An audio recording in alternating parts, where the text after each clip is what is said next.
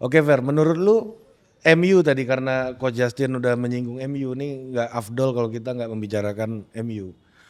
Menurut lu memang apakah MU ngedrop itu karena Ditinggal Ferguson. nggak ada lagi atau memang ada decision yang fundamental juga yang problematik gitu?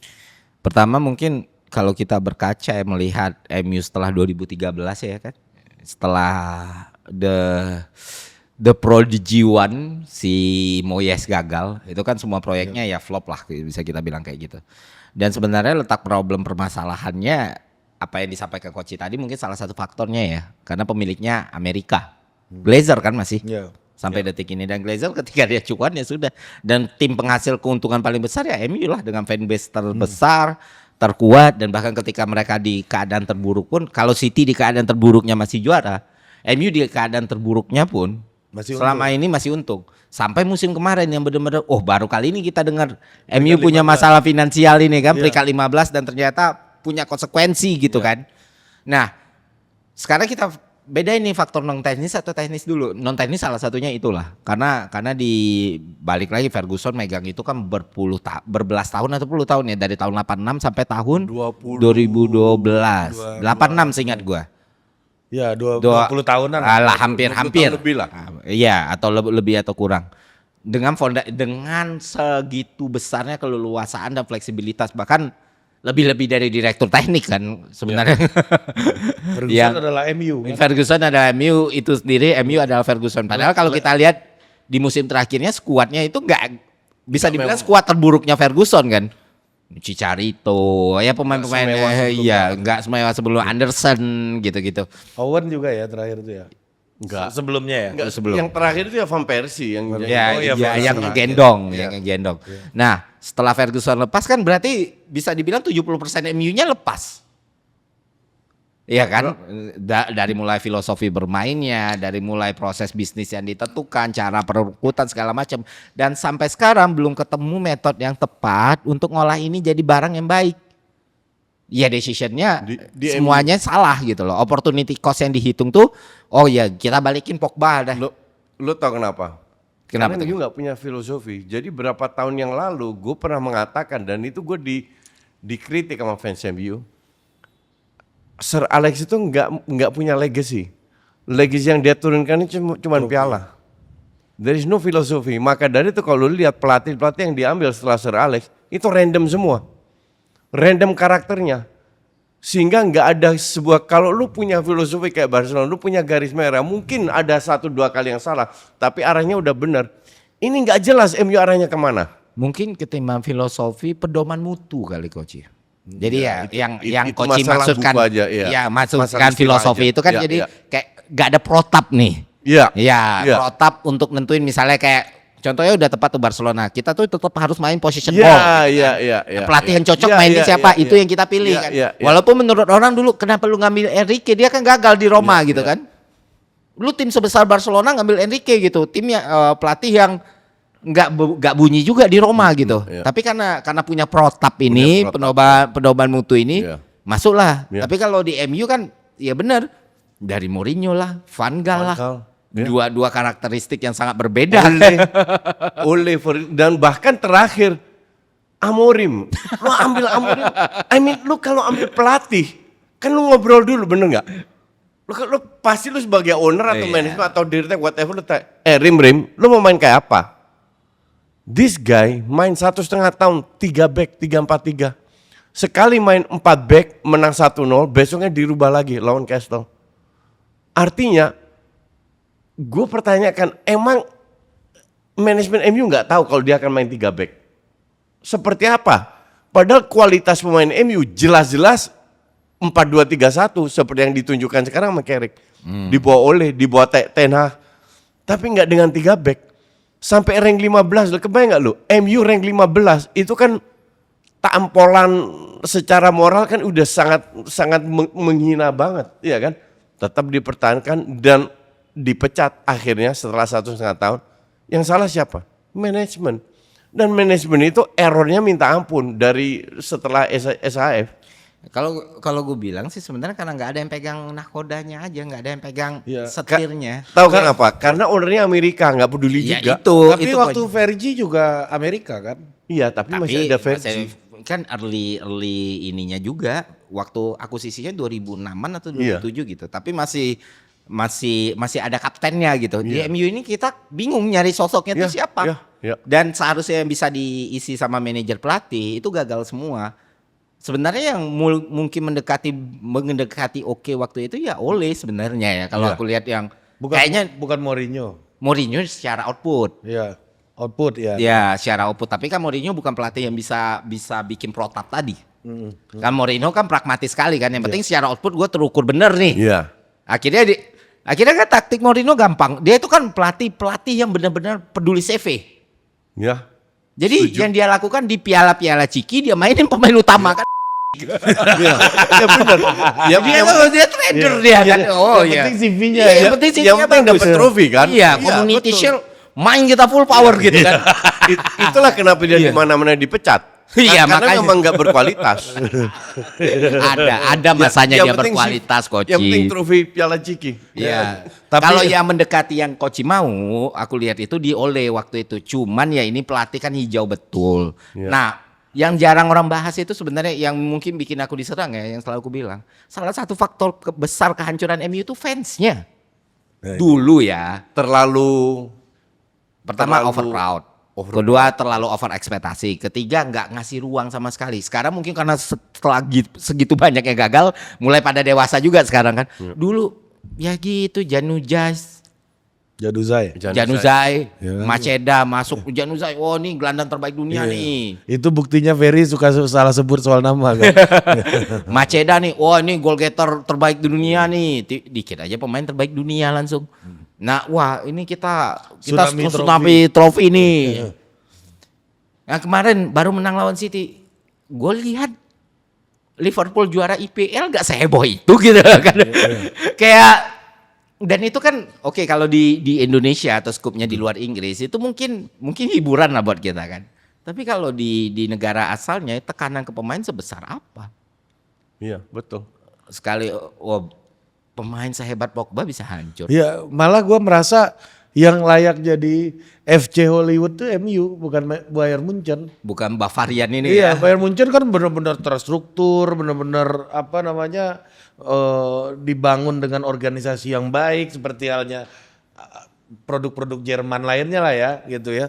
Kalau MU kan memang sangat selebritas kan, kulturnya gitu ya. Tapi di tahun ini tuh membaik kok kalau kulihat. Di Kritik zamannya Sir Alex memang ini klub yang kayak Madrid di Spanyol lah. Iya. Memang klub seleb, betul. Iya, heeh. Dan Nah cuman gue setuju, fansnya ini kan punya ekspektasi yang dulu-dulu. Apa yang Iya. Ferry bilang. Jadi gue udah berkali-kali bilang, lu lupakan zaman Sir Alex nggak akan kembali lagi. Kenapa nggak akan kembali lagi? Karena sekarang industri udah sangat ketat. Udah sangat ketat, bener-bener ketat. Dan kedua, lu nggak punya filosofi. Ini yang harus lu tanam dulu. nah yang seharusnya dilakukan fans MU sekarang jangan mengulangi kesalahan waktu Ole nanganin. Ketika Ole nanganin kan serasa Ole bakal bawa sextuple aja ini kan. Iya, Ini iya. Carey kan udah ngasih ini Itu bagus fans nih. MU. Jadi lu nggak bisa bilang gitu karena kayak kemarin menang satu match lawan City aja itu cuma 3 poin loh. Satu Instagram di seluruh dunia diisi sama fans MU semua. Sastra muncul 10 kali ya kan. Semua, you name it lah yang dulu-dulu nggak pernah ngomong dari Ibnu, Panji, Pange, semua. Temen-temen gue fans MU banyak banget, semua ngisi berkali-kali. Baru kali kayak mereka menjuarai Iya, ini ya. padahal cuma menang 3 poin dan masih di rank bawah. tapi lu di masa keterpurukan MU ini coach, lu pernah merasa bersimpati nggak sama MU? Oh iya. Nggak, Kalau gue pernah loh, gue. Pernah. Pernah gua. Bentar, gue koreksi dikit. Bersimpati ya dalam arti begini. Gue pengen lihat MU yang lebih ngelawan, lebih bersaing. I mean kalau MU yang 15 itu kan kesian banget ya. Iya kan? Tahun lalu. Kalau dalam bentuk itu simpati ya. Tapi di sisi lain gue suka juga lihat mereka terpuruk. Lu suka karena ngeliat fansnya menderita. Karena fansnya lebay. Bener. Murni karena itu bukan MU-nya. Gue pengen nginjek-injek fansnya aja bikin gue happy ya. Walaupun temen gue banyak di situ. Tapi itulah yang membuat akar masalahnya kan sebenarnya ya. Kalau menurut lu ya Fer ya. Salah satunya adalah bagaimana tekanan dari fans ini. Cuman ya karena kayak Coach bilang kan, fans di tahun 2015-16 ngelihat ke masa lalu. Sekarang masa lalunya udah terlalu jauh ini untuk dilihat. Tapi gini Fer, gua baca buku seorang investor lah. Kalau gua menyebutnya itu filsufnya Silicon Valley. Namanya Peter Thiel. Jadi dia bilang gini, kompetisi itu buat pecundang. Pemenang tuh otaknya berpikirnya harus monopoli. Katanya yang berkompetisi itu coba pecundang kata dia kan. Gue juga nggak pernah merasa gue punya kompetitor. Mindset. Banyak yang tanya gue, termasuk ke Neil Peterson. Dia pernah tanya ke gue, kompetitor lu Coach, siapa? Kompetitor siapa? Gue gak punya kompetitor gitu. Karena pada saat gue gak punya kompetitor, gue itu harus bersaing terus. Harus bersaing dengan diri gue terus biar gue tetap berada di papan atas. Gue agak pindah ke yang agak kontras nih dibandingkan Liga Inggris yang dianggap sangat kompetitif gitu ya. Itu Liga Jerman. Kan Bayern Munchen itu kan cuma liburan beberapa kali aja juara kan. Dia lagi, habis itu libur 1-2 kali. Yang paling dominan lah Iya, ya. dia lagi. Ini kan udah hampir monopoli lah. Bahkan kompetitornya Bayern Munchen siapa menurut lu di Jerman? Dortmund, pemain Dortmund banyak yang dia beli juga. Dibeli juga. Betul. Gitu. Nah, Caranya begitu. Nah, maksud gua adalah itu kalau lu lihat Bayern Munchen gitu ya. Itu bisa menjadi tim yang monopolistik ini gimana menurut lu? Ya, seperti yang udah tadi sebut, seperti produk Jerman lainnya. Kita itu nggak boleh untuk orang Indonesia itu yang bikin gue lucu, Fer, selalu bilang, oh ini dari Eropa, seolah-olah Eropa sama semua. Padahal Eropa itu banyak jenisnya, banyak karakter berbeda. Nah, kalau Jerman ya kita kenal di Jerman punya organisasi yang sangat kuat, fighting spirit, bahkan kalau di dalam sepak bola ada istilahnya, lu nggak boleh underestimate Jerman sampai peluit terakhir. Karena mereka bisa melakukan segalanya. Gue nanya ini ke Koci, tau gak? Ini perspektif orang Belanda soal Jerman ini. Dan orang Belanda nggak begitu suka Jerman kan, Coach? Bukan nggak begitu suka, nggak suka sama sekali. Tapi memang kita harus salut terhadap si siapa namanya Bayern Munchen ini. Karena Bayern Munchen ini nggak perform. Kemarin gue nonton Arsenal sama Inter kan. Arsenal ganti 5 pemain inti.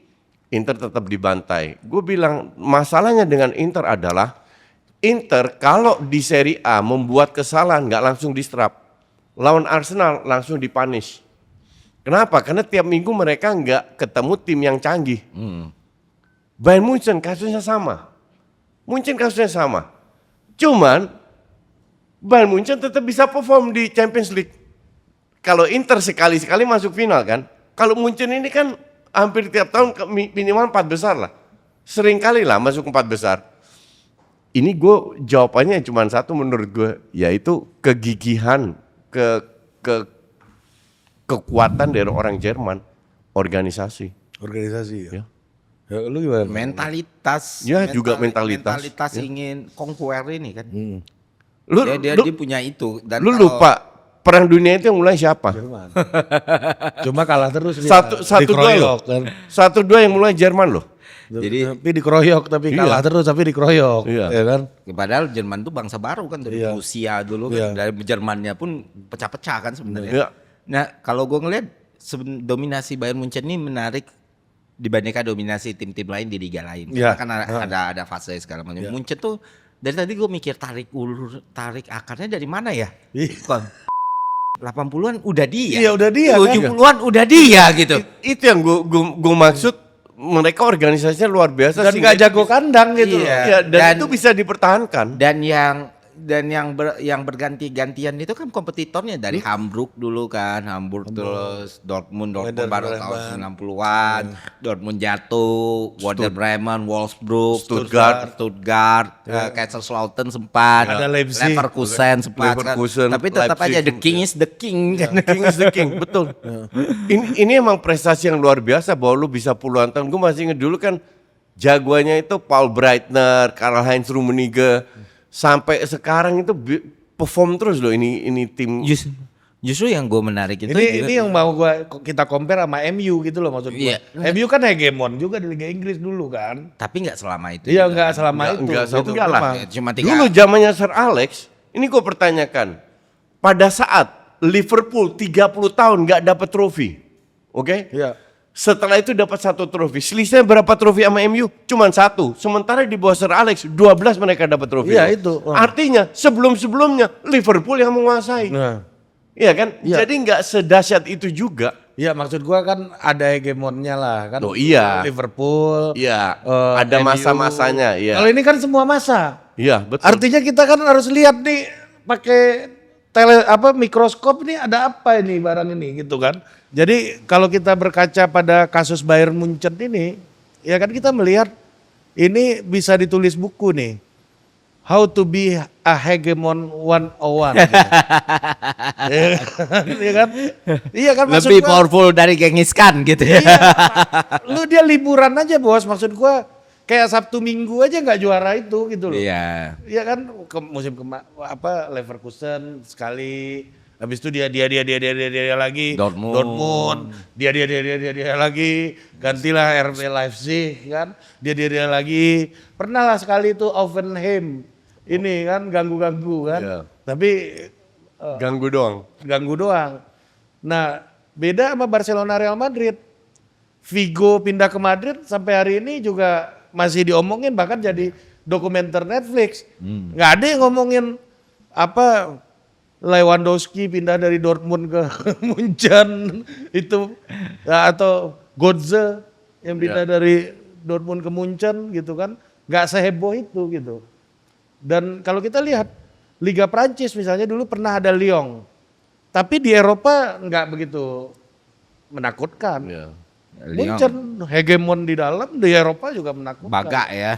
Hah? Baga dia di luar. Iya itu nggak berani kandang. Nah, lu ngelihat apa soal Munchen? Kalau ini kan nggak mungkin ini soal teknis permainan semata ini bisa dibangun gitu. Kalau pakai bahasa coaching kan filosofi ya. Iya. Kayaknya mungkin dari Munchen itu mereka jelas gitu. Mereka bikin matriks dan KPI yang jelas ya. Kayak apapun yang penting kita berkuasa gitu. Ya itu yang dan apapun caranya untuk itu. Yang penting kita masih pegang nih.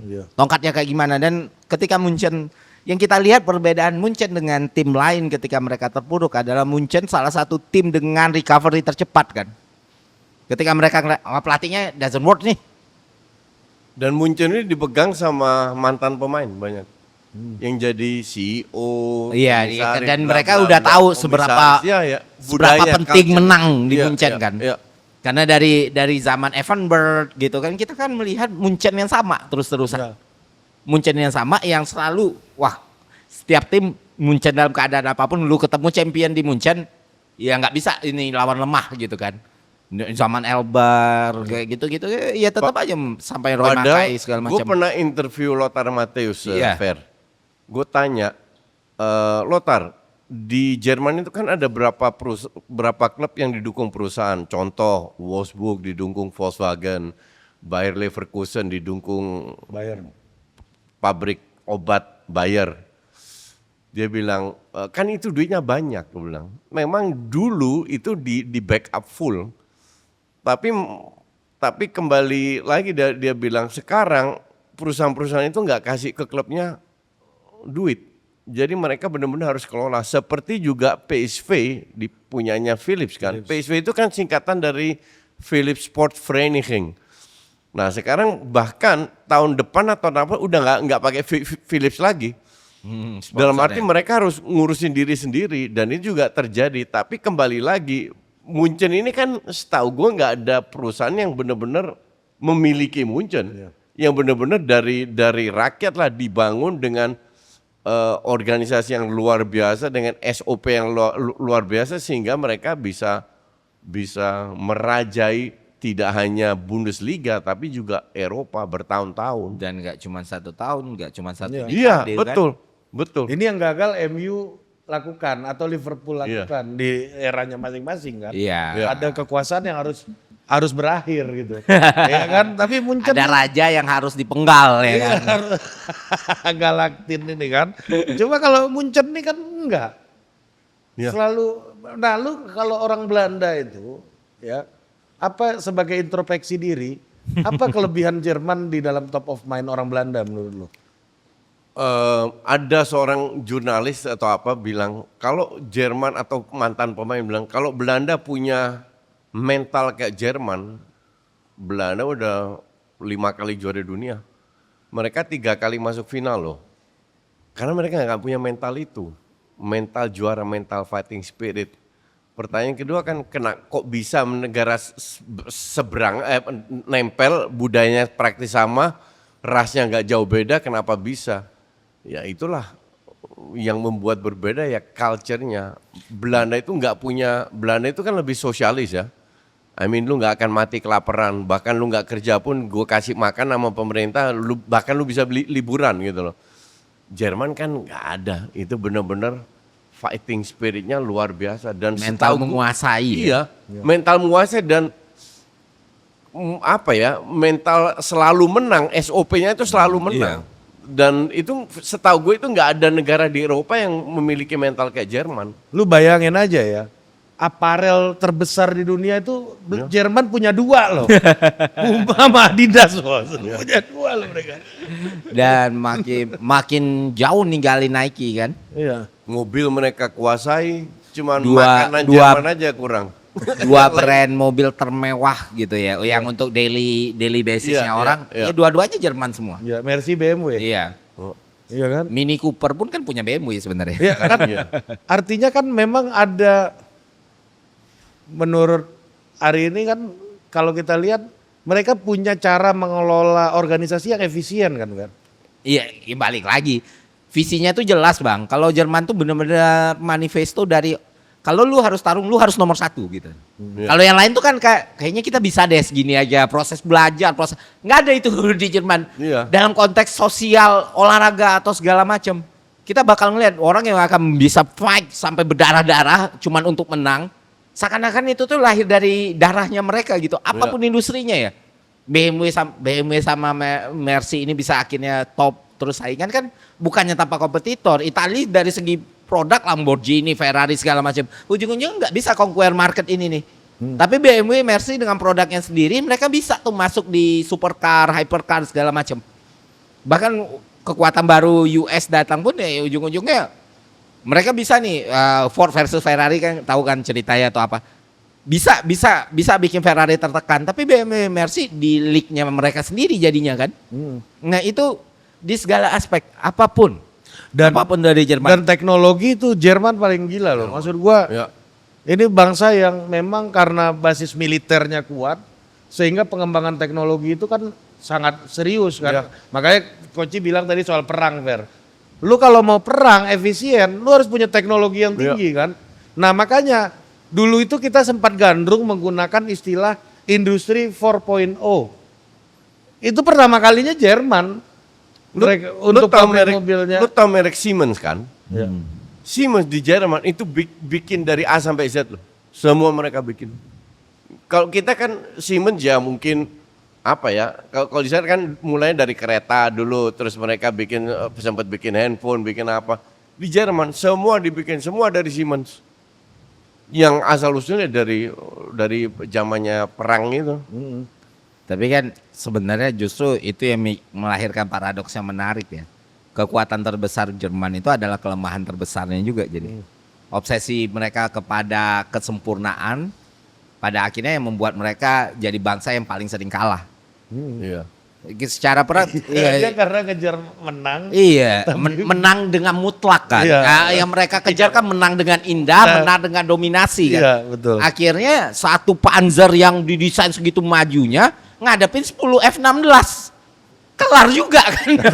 kalah. Bapuk-bapuk ini kan. Iya. Dia akhirnya dari kuantitas kalah ya dia cuma bisa dalam 1 bulan produksi 1. Bom atom kalau Jerman nggak terlalu mikirin nih, Heisenberg nggak terlalu mikirin nananinunya, nggak akan keduluan sama Oppenheimer.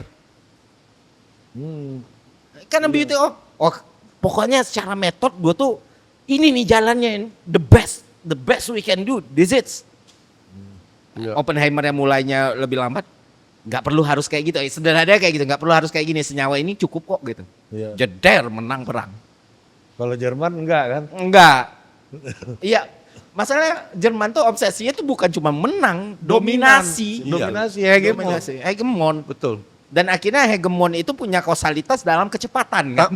Tapi untuk mendapatkan atau untuk memiliki karakter seperti itu kan butuh puluhan tahun, mungkin ratus tahun untuk ditanamkan. Nah, menarik ini. Itulah yang menyebabkan kenapa Munchen bisa sangat dominan di antara Jerman-Jerman lain, mereka lebih ini lagi dominan di Bundesliga, tapi ujung-ujungnya mereka bukan klub dengan peraih UCL terbanyak juga kan. Iya. Karena kekalahan kayak gini loh. Iya. Waktu 2010 gitu loh. 2010 sebenarnya kan di atas kertas harusnya Munchen ini bisa ngehajar Inter Milan. Iya. Ya, yang Milito Mourinho kan. Iya. Harusnya sangat bisa, tapi kan mereka nggak mau ngubah apapun. Iya, kalah 3-0. Iya, mereka metodenya udah jelas sih. Best practice-nya lawan Barcelona gitu. Oh nggak bisa nih kita lawan Inter dengan cara kayak gini nih. Dan kedalaman skuad Jerman di Munchen di tahun segitu itu gila juga. Gila. Tapi apa yang mereka lakukan? Kami Bayer, kami Bavarian, kami main kayak gini. Iya. Egonya ini kan. Ya mirip Pucci sih sebenarnya. Ini di sini nih, gue mau kaitannya sama buku lu ini nih. Nah, Lu ngomong sistem 1, sistem 2 ini loh, Fer. Kahneman. Iya kan? Nah, sistem 1 itu soal impulsif gitu kan. Berpikir mau jadi hegemon, mau jadi dominan gitu kan. Sistem 2 ini lebih analytical gitu. Nah, Jerman kan sebenarnya kayak Munchen, mereka itu tim yang sangat analytical juga, tapi kita tahu filsafat Jerman kan sangat analitik, ya kan? Filsafat analitik gitu dan teknologi tinggi gitu. Tapi di sisi yang lain dari penjelasan lu tadi, mereka juga impulsif ternyata. Berpikir mau jadi hegemon, gua harus begini gitu. Itu gimana penjelasannya menurut? Sebenarnya ketimbang masuk di sistem 1 atau sistem 2 adalah lebih kepada ini, Bang. Bagaimana mereka melihat keputusan itu rasional atau irasional. Iya, maksudnya Jerman dalam sistem 2-nya dia mengambil keputusan rasional banget nih. Tapi ada utilitas yang ingin dicapai yang membuat kayaknya the best choice bukan ini deh. Iya kan, maksud gue paradoksnya Jerman. Iya, paradoksnya makanya tadi tak bilang kekuatan terbesar Jerman justru jadi kelemahan terbesarnya Jerman karena balik lagi kalau best choice-nya menurut aturan nih Inter mainnya kayak gini, Mourinho mainnya kayak gini. Pilihan paling rasional ada pilihan yang mana bisa mengantarkan lu jadi juara kan? Betul. Tapi tidak. Jerman dipakailah Munchen cara Barcelona ini kan? Iya. Atau Piala Dunia 2006. Enggak, itu mungkin karena pelatihnya Van Gaal. Jadi harus indah mainnya. Ya kan sama di aspek itu, aspek beauty ini kan sama aja dengan Belanda ini kan. Iya. Nah, cuma Belanda gak punya push dominasi sekuat itu gitu. Kembali lagi ini mungkin sangat subjektif ya, tapi untuk gue itu penting, Fer. Jadi nggak hanya menang, karena you will do more effort, ngerti nggak? Untuk meraih main bagus dan menang, nggak hanya menang. Ya karena mimpinya jadi hegemon tadi, Coach. Iya, nah, betul. Iya, kan? Kurangnya orang Belanda tahu nggak, Coach? Emang sulit dicapai. Iya. Kurangnya orang Belanda dibanding Jerman untuk hal itu. Desire anger dia untuk menang gak sebesar orang Jerman. Tapi desire dia indah, itu lebih besar. Betul. Makanya mereka 4 kali masuk final Piala Dunia, Iya. 1 cewek, 3 cowok, tapi nggak menang. Nah, karena desire untuk menangnya nggak sebesar Jerman, betul. Dan Total Football lebih terkenal daripada filosofi sepak bola Jerman. Iya. Ya, desire-nya mau dibilang pinter bukan menang. Iya. Mau dibilang cantik. Iya bilang pintar. Iya, pintar, Keren. cantik, Iya, keren iya, gitu iya, kan. Bukan menang. Benar-benar ya. Tapi kalau Jerman kan ininya seimbang nih. Iya. Iya. Wow, kita harus dominan. Pertama kita menang dulu dan kita harus dominan. Iya. Wala Italia 2006 lawan Jerman sebenarnya nggak mungkin lah Italia bisa menang lawan Jerman yang di zaman kayak gitu Ya. kan. Dengan sedikit Juga. perubahan taktik aja seharusnya bisa menang itu Jerman. Tiba di extra time ini dua tim yang waktu itu di tahun Ya. 2006 ya. Italia rasio adu penaltinya jauh lebih jelek loh. Sebenarnya dan bisa diantem di adu penalti lu tuan rumah. Iya, tuan rumah. Di Jerman. pecinya main menyerang. Karena masuk extra time aja udah memalukan buat mereka kan. Iya. Gila gue bilang. Masa lawan Italia gua tuan Iya, rumah. masuk 3 penyerang dia extra time. Ini orang sakit Itali. Sama Itali kan Totti dikeluarin. Makin Gila pa- dia. kita makin paham kenapa Hitler itu ada kan. Apa? Hitler itu ada. Hitler. Lawan Italia lagi kena Calciopoli nih kan. Bisa extra time kita katanya. Orang seharusnya logisnya kalau cuman hasrat menang doang nggak ada hasrat dominan, tentu Jerman berpikir, oh secara squad kita lebih dalam nih, kita tuan rumah, kita udah 1-0 duluan nih di kalau adu penalti. Iya. Riwayat Italia adu penalti jelek banget nih kan. Ya udahlah main santai aja. Tiba masuk 3 penyerang.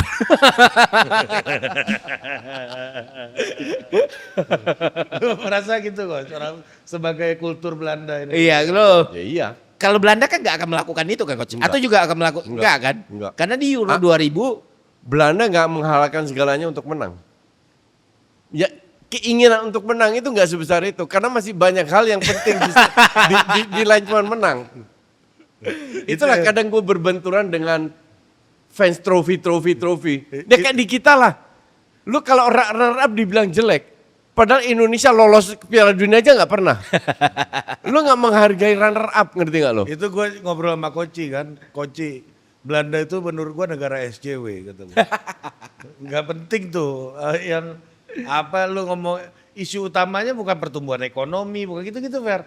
Iya. Gimana kita memikirkan right to have sex buat kalangan difabel gitu misalnya.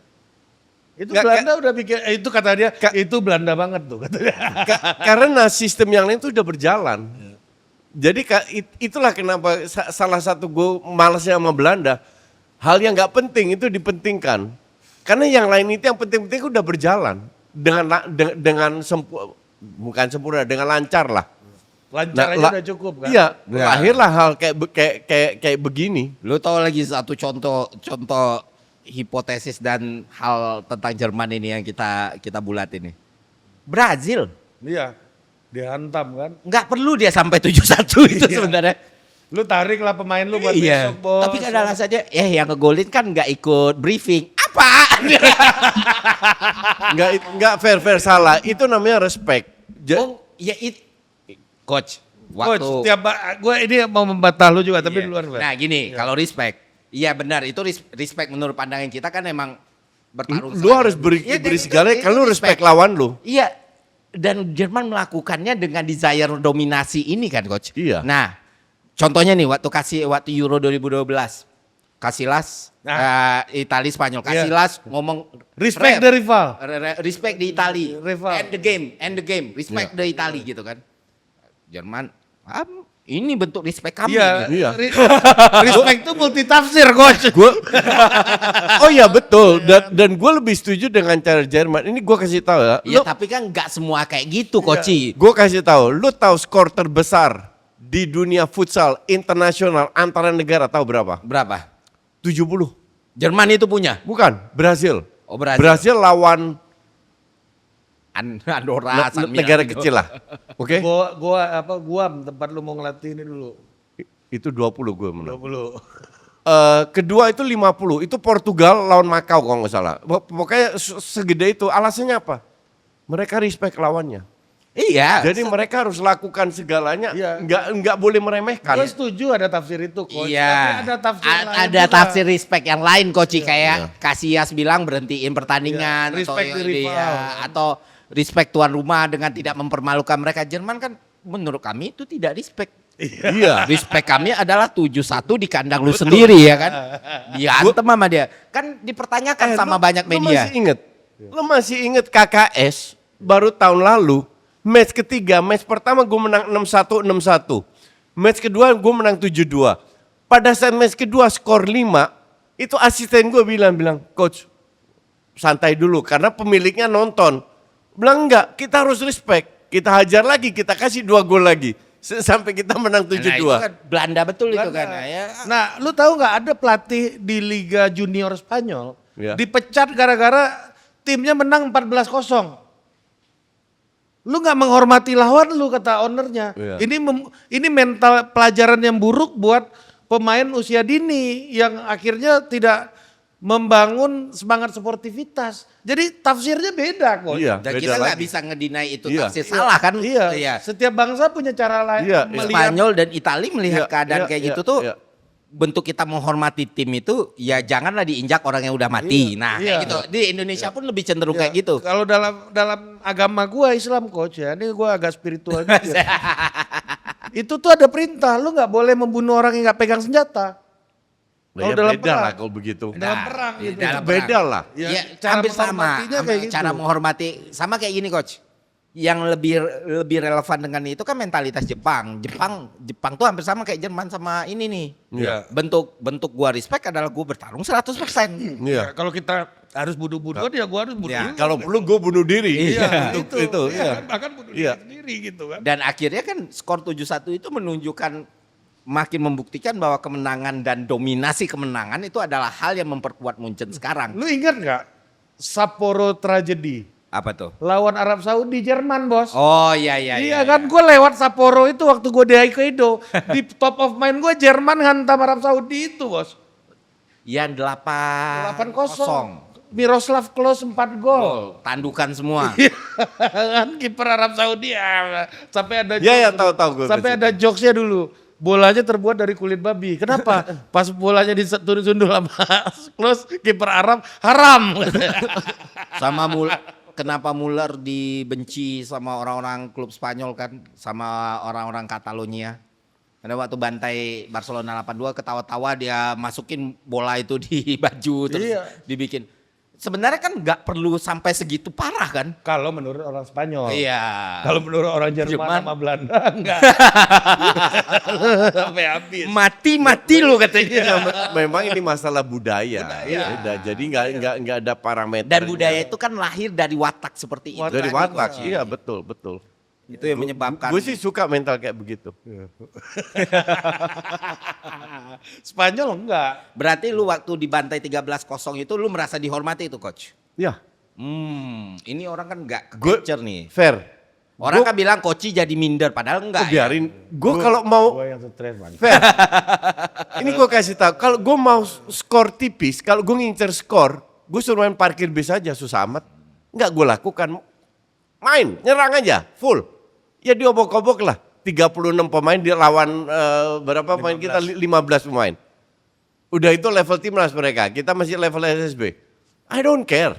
Tapi lu ngerasa dihormati dengan Gue merasa dengan mereka dihormati. full power Gue untuk merasa membantai dihormati 13. sama Coach Nova. Malah akrab dia sama Coach Nova Ya, gitu kan. Itu kan problemnya di Indonesia malah dihujat kan. Iya. Wah ini Coach Nova kok ada juga yang bilang Coach Nova kok tega bantai gitu kan. Enggak ada. Enggak ada. Oh karena Coach ini. ada. Malah lebih senang Coach yang dibantai gitu. Iya, enggak ada itu mah. Iya, yang ada ya itu aja. Kan Coach aja diantam kan. Lu Coach. Enggak, gue merasa di-respect sama Coach Nova. Daripada Coach Nova main nahan-nahan supaya lu nggak Nggak malu. mau gue. Oh. Ngapain? Lu timnas, lu lagi uji coba, lu harus berikan segalanya untuk bereksperimen. Tapi apa yang dilakukan, yang diomongin Coach itu, gue karena gue ada di lapangan langsung. Iya. Walaupun udah menang 8-0, 9-0 Fer waktu itu. 8-0. Nggak nurun mereka. itu Coach Nova sama timnya pinggir lapangan masih begini-begini, Fer. Masih gini-gini dia. Iya. Yang hal yang mustahil dilakukan Ancelotti tentunya ya. Iya. Betul. Padahal udah menang 8-0, Fer. Gue nonton tuh di lapangan tuh. Which is Semua good. timnya nggak hanya Coach Nova. Justru itu yang gue mau lihat dari Coach Nova. Terus Karena lu timnas. muka pemainnya serius semua tuh, walaupun udah 8-0. Iya. Jerman betul itu ya. Itu Jerman banget, which is good. Gue happy. Gue happy dengan match itu dan gue juga bilang ke Coach Nova dan timnya, gue suka lihat kalian main. Mental kalian untuk membunuh itu ada. Tapi Bahwa kita ini kan cuma friendly match. Kita kalah, so what gitu loh. nah, ini gue mau bocorin soal KKS sedikit. Nah. Ya. Ada pemain kita yang ikut dibantai ketika itu dan ada pemain KKS yang berangkat ke Portugal sekarang yang ikut ngebantai ketika itu. Oh. Jadi pemain KKS yang dipanggil di timnasnya Coach Nova ketika itu sekarang juga lagi ada yang di Portugal, anak KKS juga. Nah, itu Ver, sekarang yang ikut dibantai itu salah satunya adalah yang tahun depan dapat beasiswa gratis dari Portugal. Ketika dihantam dengan sebegitu besarnya itu, ya, dihantam dengan skor yang memalukan itu kan juga respon tiap orang kan beda-beda kok. Iya. Oh. Ada yang bisa merespon, gue emang nggak bakat nih. Iya. Ada yang merespon seperti apa, ada yang merespon seperti apa. Ada yang merespon, gue akan jadi professional player. Dan ini adalah ujiannya. Iya. Ada yang merespon kayak gitu. Dan itu kelihatan seleksi dari sikap dari masing-masing pemain. Dia siap untuk compete apa enggak gitu. Nah salah satunya itu ada Indra namanya. Itu sekarang di Portugal. Wah itu pemain Paten itu. bagus yang kata partner gua nih mudah-mudahan dalam waktu dekat dia mau trial di Benfica. Ikut tes. Ikut tes tes di game. Benfica, diundang untuk trial di Benfica gitu. Mudah-mudahan bisa Masuk. bisa tercapai trialnya aja kita udah senang. Iya. Jangankan masuk Jebolan Benfica. KKS nih ya. Iya KKS nih gitu. Lu gini Fer, kita itu di Portugal lawan SSB kelas atas itu menang 6-1, 6-1, 7-2. Jadi kalah 13-0 itu pelajaran yang bagus buat mereka. Itu yang orang nggak lihat. Bahwa itu bukan siapa-siapa, nggak perlu sombong. Ngerti nggak? Jadi lu dibantai dulu biar lu turun ke bumi, nanti kita angkat lu lagi. Itu yang banyak orang nggak ngelihat. Orang kita kan yang nyinyir-nyinyir itu kan IQ 78, yang handphonenya 1 dan cuma 2 juta, yang nggak dalam kehidupannya nggak bisa apa-apa, ngerti nggak? Jadi sirik melihat orang berprestasi. Kalau lu mau nyinyirin 13-0, lu juga harus lihat gue menang 3 kali dengan skor besar lawan tim Portugal. Kenapa kalian nggak bahas itu? Tapi lu nya sendiri gak terganggu itu waktu itu, Coach? Sama sekali nggak. Karena lu Lu tahu tanya, nih. dia telepon jam 2 subuh. Wah. Dia sama Budi sama timnya. Gue bilang ini ngapain? Gue emang belum tidur, gue tahu. Gue bilang kenapa? Coach lu nggak stres? Hah, stres kenapa? Karena kalah belum? Enggak.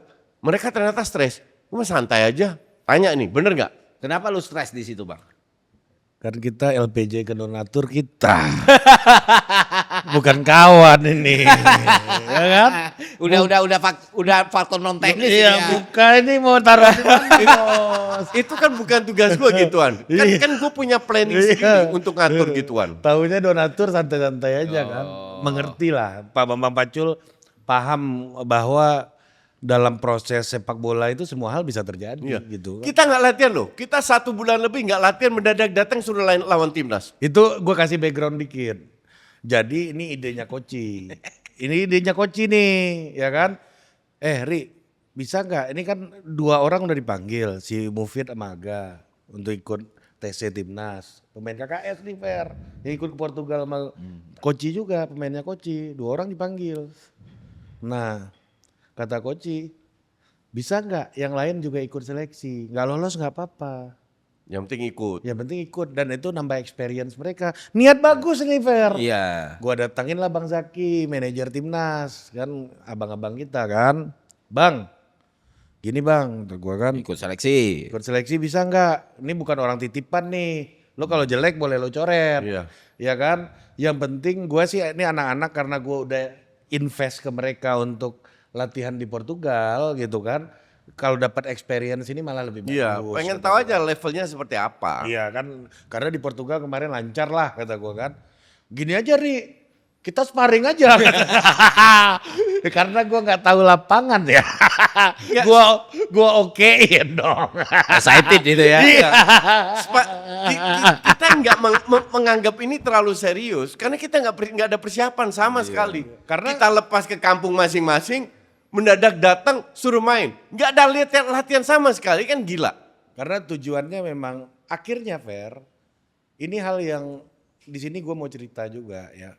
Yang akhirnya yang membentuk gue harus jujur coach, yang membentuk gue itu, gue harus belajar bola lebih dalam nih. Itu ya pertandingan itu. Oh, kita itu perlu ini kompleks sistem. Itu di situ gue belajar. Oh, main bola itu tidak sekedar menendang bola. Ini sebuah sistem yang kompleks nih. Harus dihack nih sistem yang kompleks ini kayak apa. Kemarin kita coba bawa 2 minggu ke Portugal untuk coba ngehack sistem ini. Pas balik ke sini di pulangan ke rumah masing-masing, ternyata levelnya jauh. Ya Jauh kan? Meningkat? Jauh di bawah. Jauh di bawah. Hilang kan dibantai sama timnas ya kan. Kalau masih dibantainya 3-0, 4-0 kan masih. Ini udah kayak futsal pula ya kan? Ya agak banyak skornya kan. Tapi akhirnya gue berpikir, oh ini kompleks sistemnya. Akhirnya gue lihat apa nih yang bisa dipahami dari pertandingan itu.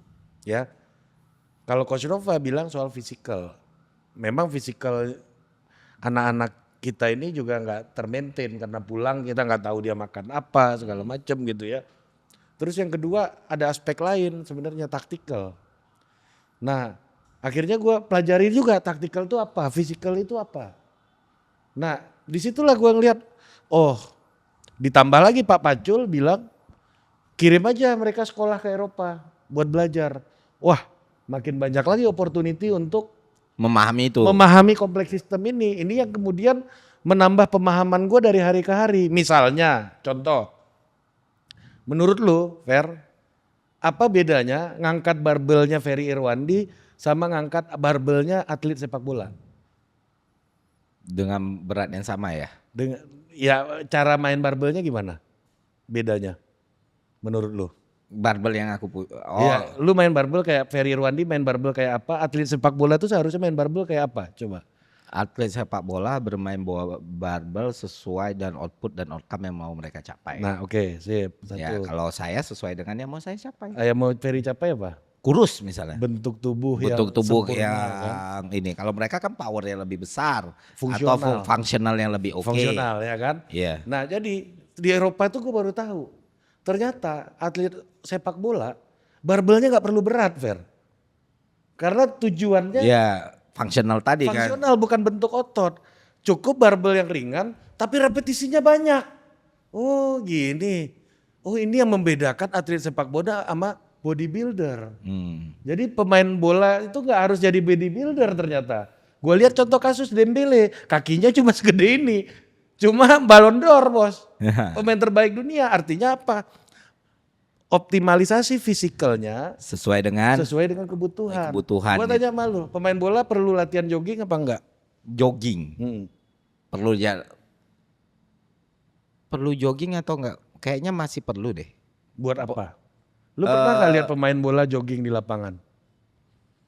Latihan kan? Buat pemanasan contoh. Iya, masih buat pemanasan, misalnya kan? buat pemanasan. Karena kan daily basis mereka udah bikin FOMAX yang mereka tingkat. Pertanyaannya, perlu gak pemain bola 10K? 10K? Ya. Lari 10 km. Iya. Enggak. Iya kan? Enggak perlu. Nah, betul. Karena build up-nya bukan itu gitu. Nah itu maksud gua. Betul. Di sini kita lihat anak-anak KKS kakinya overuse Fer. Oh. Ternyata latihan fisikalnya Salah. tidak fungsional. Enggak Gua tepat, nggak bilang salah. enggak presisi ya. Iya kalau Nggak mereka tepat mau sasaran jadi ya. pelari 10K ya mereka harus latihan 10K kan gitu kan. Gue itu di SSB di Belanda waktu gue masih muda, junior ya. Itu latihan fisik itu dengan bola. Latihan endurance itu dengan bola. Integrated integral training. Iya, ya kan? bukan lari lari 10 kali lapangan kayak gitu. Dan enggak kayak gitu. Yang paling gampang kan ngelihat di satu cabang olahraga yang sama ya. Kenapa atlet lari 100 meter lebih berotot daripada atlet maraton? Iya. Ya kan? Karena mereka butuh explosive power kan. Eksplosif. Iya. Dari 0 ke 20 Iya. dalam waktu yang sekian. singkat Itu gitu kan. makanya kekuatan otot mereka tuh dari ujung kaki sampai ujung tangan juga harus kebil gitu. Iya. Untuk explosive power ya maksimal. Ini gue bicara latihan fisik. Iya. Ya kan? Menurut lu, ini pelajaran dari sport science di Eropa lagi nih gue Iya. dapet nih. Bagi pemain bola, otot utama yang paling penting kuat strength itu apa? Otot utama yang paling kuat strength. Yang paling penting strength. Strength ya? Ya, Pinggang nih apa? core. Core. Ya, core. Iya, core. Pinggang, punggung, leher ternyata. Soal ini bang, kenapa aku nggak miss dari tadi kejawab? Aku tuh punya obsesi SMA tuh anatomi. Anak apa? Anatomi. Jadi aku pengen banget gitu loh bener-bener. Kenapa core yang paling penting? Titik gravitasi kan? Iya. Perputaran, vein, pivot. segala macam Iya. pivot. Yang bikin Messi itu begitu unstoppable. Iya. Jadi bahkan Bener semua nih. Pikirannya bener semua. Iya. karena bukan karena apa ya, secara nature aku pelajarin itu dari SMP gitu. Jadi karena obsesi jadi dokter dulu. Oh iya kan? Makanya ini kompleks. Tapi kalau aku yakin ditanyain sama orang, itu 5 dari 5-nya miss pasti. Iya. Itu kompleks sistem gitu. Pasti yang dijawab betis, Iya betul. paha. Core yang paling penting, leher. Iya.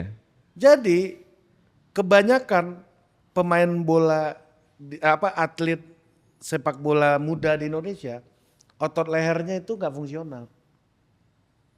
Itu yang bikin Itu udah kita tes loh. Udah tes pakai sport science. Kita udah tes. dan itu ya yang bikin kenapa di usia muda kita bisa kuat nih, bisa bersaing kompetisi, tapi ketika udah matang dan dewasa Drop.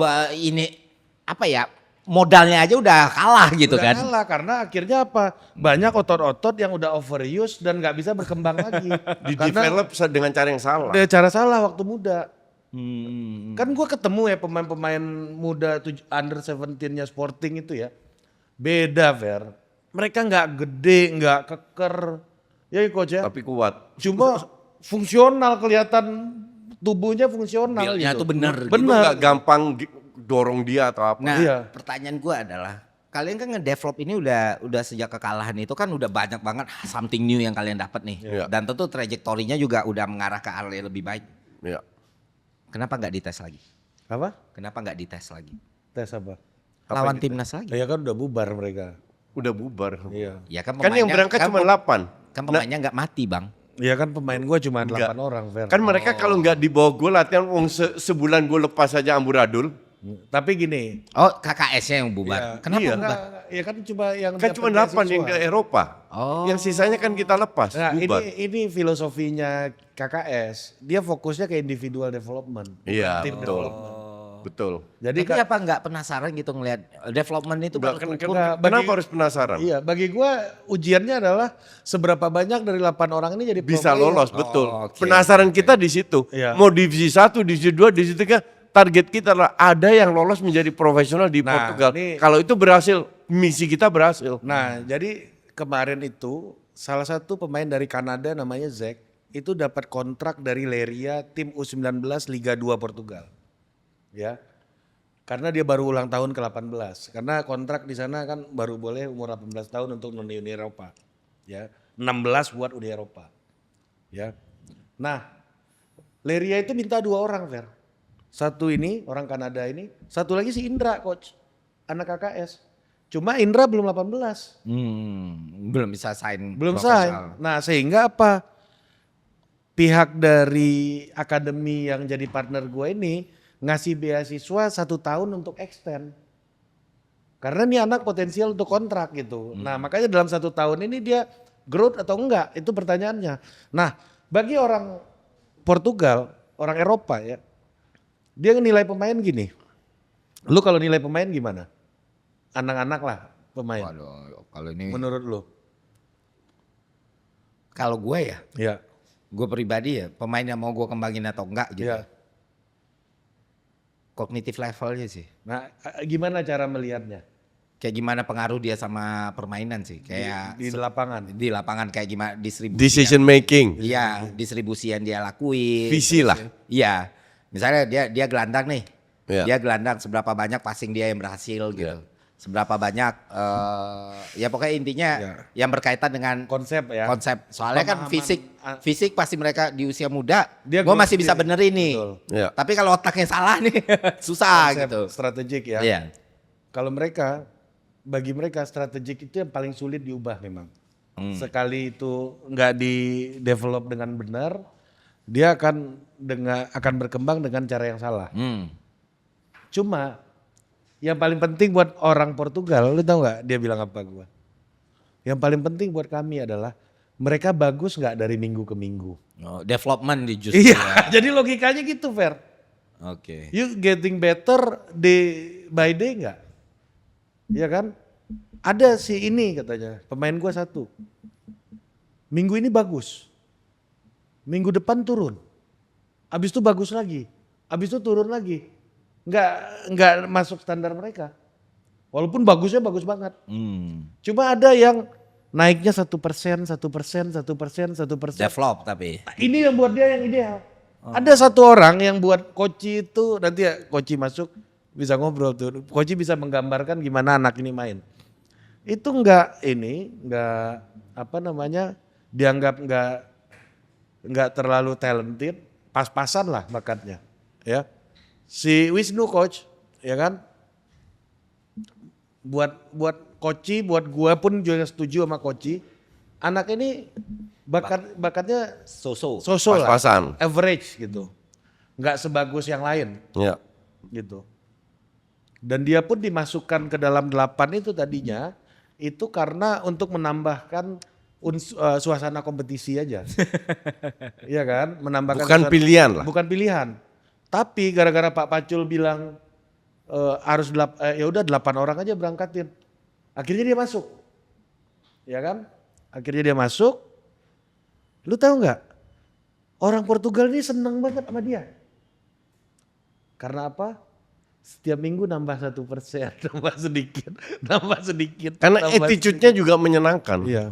Lu jelasin skill dia gimana menurut lu? Waktu lu main Skill- 3 tanding itu. Skillnya sih dia tuh pemain tengah. Match pertama lu nggak bisa main tengah, lu terlalu cepat hilang bola. Akhirnya gue taruh back kiri. Dan dia tahu apa yang dia harus lakukan, dia dengerin masukan dari gue untuk bermain sebagai back kiri. Dan di situ dia cukup perform. Maka dari itu, tapi kan not good enough untuk kita kirim ke Portugal. Kuota pertama kan cuma 3 pemain. Tiba-tiba Pak Pacul bilang 8 pemain, ya kita tambah lagi. Nah itulah kenapa dia masuk. Tapi kita nggak punya harapan. Harapan pertama kan ya itu si Mufid, Aga, sama Indra, 3 pemain itu. Yang menurut kita layak, paling layak. bisa punya peluang untuk lolos menjadi profesional di Portugal. Yang lain kurang. Bukan nggak bisa, kurang. Tapi kan tergantung perkembangan masing-masing. Nah kita juga nggak nyangka bahwa Wisnu ini bisa berkembang Ya, itu. karena cara ngelihatnya beda, Fer. Cara ngelihat kita, pelatih kita, Sama pelatih sana beda. pelatih sana enggak, Wisnu tuh dia baik setiap minggu katanya. Gitu, Fer. Gue kaget juga. Nambah 1%, nambah 1%, nambah 1% gitu loh. Itu tuh lebih penting buat mereka daripada lu one hit wonder. Iya. Satu pertandingan lu luar biasa gitu, tapi minggu depan lu ngaco. Buat mereka itu nggak begitu penting gitu. Dan akhirnya yang masuk terakhir itu yang sampai sekarang terus bertahan. Nah Wisnu tuh masuk ke 7 yang akan bertahan untuk 2 tahun. Bertahan 2 tahun. Iya, di sana. Ya, Tapi tadi- untuk jadi pro atau enggak ya Itu kita nggak terserah tahu. dia, gitu kan. Itu kita nggak tahu. Iya. Karena masih Gitu. terlalu dini. Yang But paling lu, besar- kasus kayak gini banyak loh Fer. Di dunia profesional di Eropa, pemain yang awal-awal nggak begitu kelihatan, nggak dipikir jadi profesional, justru mereka jadi profesional. Justru yang berbakat yang dari kecil bilang, oh ini bakat luar biasa ini jadi itu nggak jadi pemain pro. Dulu berapa banyak tuh Maradona dari Iya. Balkan, Maradona Iya, dari iya, sini, iya. Maradona dari situ Itu kan. kembali lagi ke banyak faktor. Dan- Salah satu attitude. Di Sporting kan di era Ronaldo bukan Ronaldo yang terhebat. Bukan, Iya, betul. ada temennya Iya, dia. Betul, Di era Messi pun bukan Messi. yang Bukan terhebat. Messi yang terhebat, betul. Banyak banget semua cerita-cerita kayak gitu. Iya, Tapi yang akan bertahan ya buat orang Eropa adalah mereka yang bagus setiap minggu. Contoh Tambah bagus setiap yang minggu. progres. case paling nyata itu karena gue Juventini kan mungkin basis datanya lebih banyak ya. Dulu orang ngelihat Juventus masa depan tuh Paulo De Ceglie gitu. Orang nggak ngelihat Claudio Marchisio tuh bakal kayak gitu. Dan ternyata yang bisa in the top itu Marchisio De Ceglie yang gue nggak tahu kemana. Dulu orang ngelihat kayak Giovinco itu bakal jadi something atomic end bro namanya. Tapi ujung-ujungnya enggak Ke Kanada. Iya enggak, akhirnya umur 27. Iya. Coach. Tapi ada orang kayak Luca Toni bos. Iya. Umur 38 masih top skor Liga Italia kan. Iya, atau Klubnya Verona. atau orang kayak Dario Hubner umur 23 masih jadi kuli. Iya. Ya tapi kan lagi-lagi ini soal gimana caranya lu bagus setiap minggu.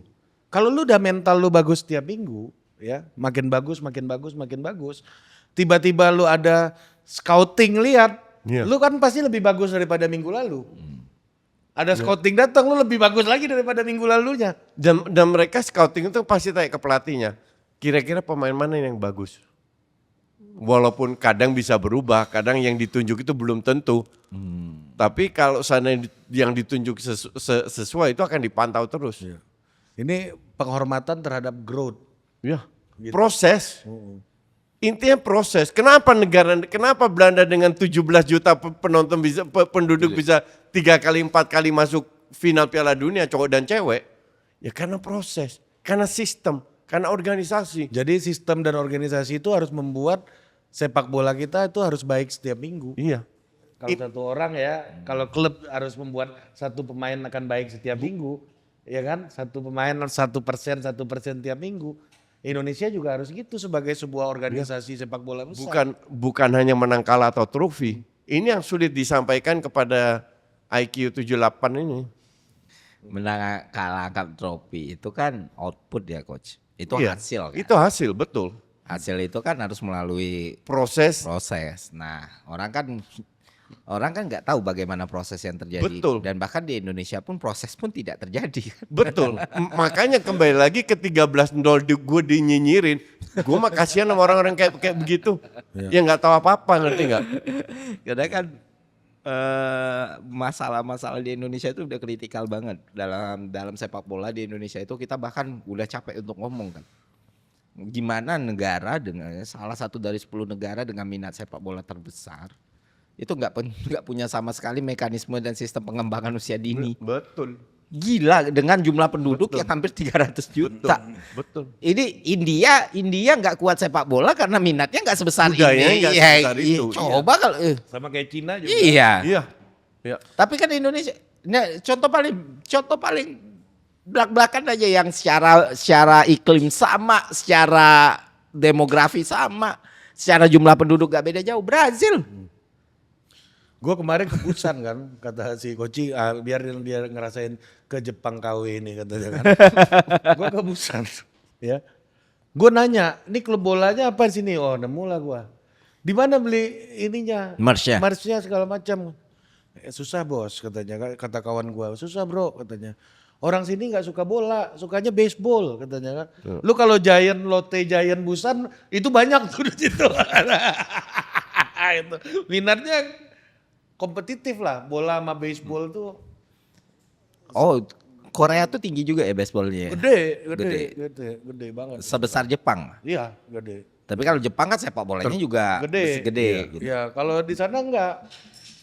Kita bolanya juga gede, tapi budaya nonton bola kita gede. Iya. Fans bola. Sebenarnya di beberapa era coach budaya bermain tuh juga besar, cuma nggak ada wadahnya. Iya. Kita di zaman gua sama Bang Ari kecil itu tiap hari itu betul nggak ada wadahnya. Betul. bisa sakit kita kalau nggak main di lapangan. Iya. Mau jago atau enggak ya. Iya. Betul. Yang penting main aja dulu. Yang penting main aja dulu. Pakai baju Del Udah yuk. Piero. Iya, dan Udah jam 5. hampir semua orang di generasi kita yang suka bola pasti pernah masuk SSB. Iya, dan pakai baju Del Piero. Dan pakai baju dari Ini Ferry dibully kemarin. Soal baju Del Tadi Piero. bilang 10 menit, udah 50 menit ini. Inilah Ini waktu adalah uang ini selalu nih Coach ini kan. Gua harus jalan. Ya, oke, sampai jumpa lagi dah.